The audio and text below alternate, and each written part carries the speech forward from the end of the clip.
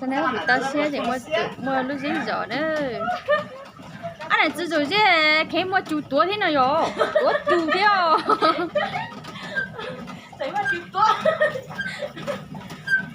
Mấy là rồi mấy sao mua rồi chả năng không được đắt đâu á. Mà tới chả đắt đâu.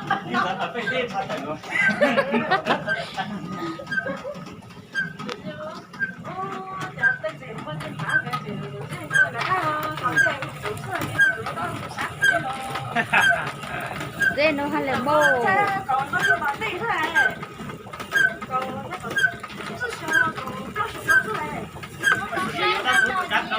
Lên đây tận đây á thì mua gì giỏ mua chó tua nữa.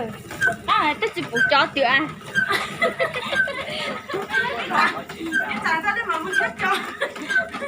Ấy chả lên mà chết chó ấy cho nhau tí.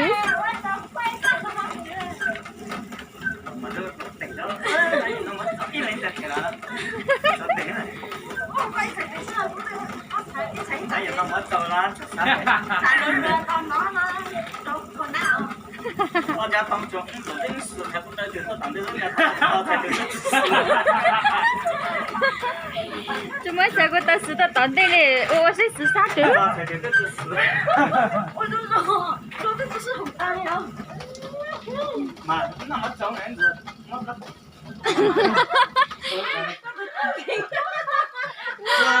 Tôi ra mất tâm để tôi làm sao được sao được.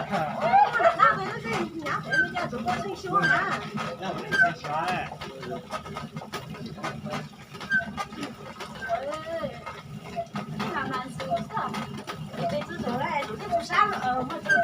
Có chịu cái gì tôi sẽ là. Ôi sao chả chỉ là chơi móc kịp lắm mấy chơi. Móc lắm mấy lẻ hả?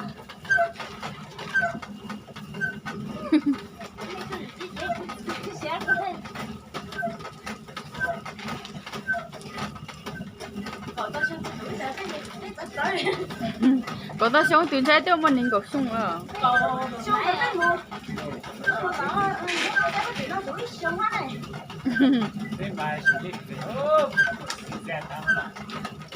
Sự cho lỗ mất quật nó đấy.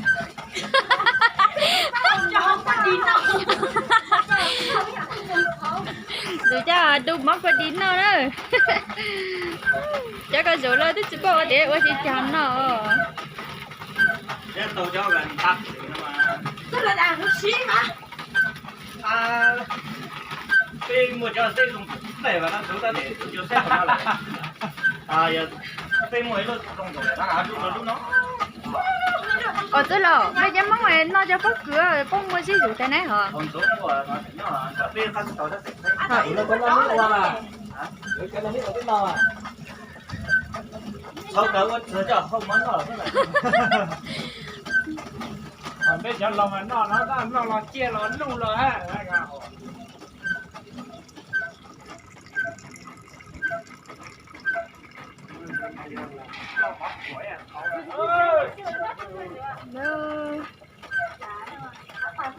Vô lên sạch rồi.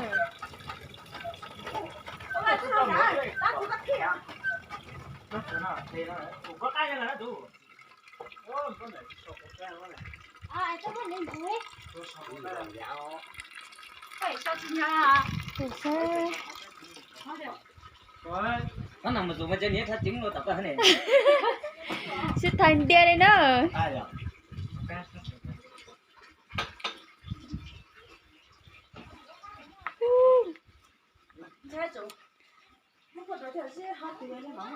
Mua nó chỉ nó tàn lại chứ mua cho nó cho là oli nó riêng nữa. Cô cũng sẽ không black thiếu. Nó bị tao xe nó tới chaเลย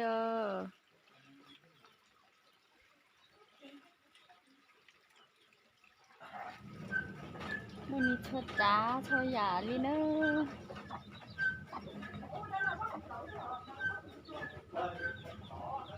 ก็คือแค่หมดต้อง Sao mới rồi tháng nào tối em mới tuần tuần ra. mà mình chứ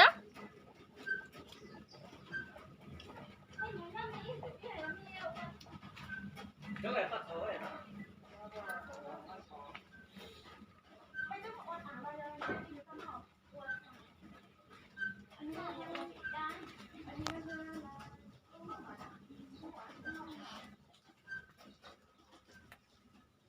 một tàu thế nữa một tàuเลยà cho nó nói được đó lắp thay rồi nó bắt đầu đã nó bắt đầu cứ phải cùng rồi không thể lắp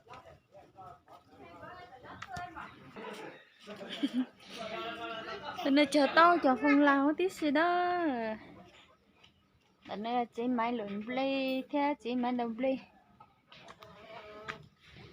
ông sẽ lấy rõ lư dây luôn mình thọc u đây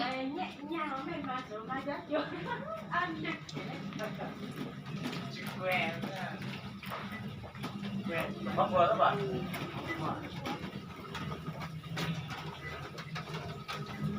có tới từng lúc nữa có tới ta nhỉ máu tới tự có trẻ ở chỗ chết tôi là rùa sữa bắt lâu rồi có không gây